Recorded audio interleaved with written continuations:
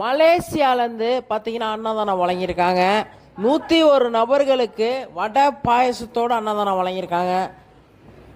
அரேஷ் நாயர் பார்த்தீங்கன்னா அண்ணனோட நினைவு நாளுக்கு தான் அவங்க குடும்பத்தினர் 101 நபர்களுக்கு அன்னதானம் வழங்கியிருக்காங்க. இத்தனை பேர் பசியை போக்கியிருக்காங்க.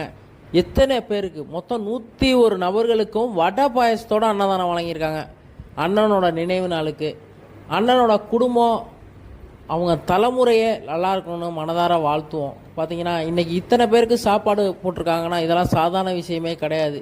இந்த புண்ணியம் அன்னதானங்கிறது அவங்க தலைமுறை அவங்க குடும்பம் எல்லோருக்குமே போய் சேரணும். மக்களே அவங்க குடும்பமே நல்லா இருக்கணும்.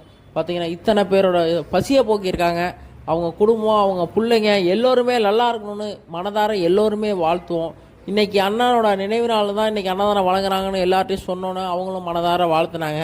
மக்களை இத்தனை பேர் பசியை போக்குறதுலாம் சாதாரண விஷயமே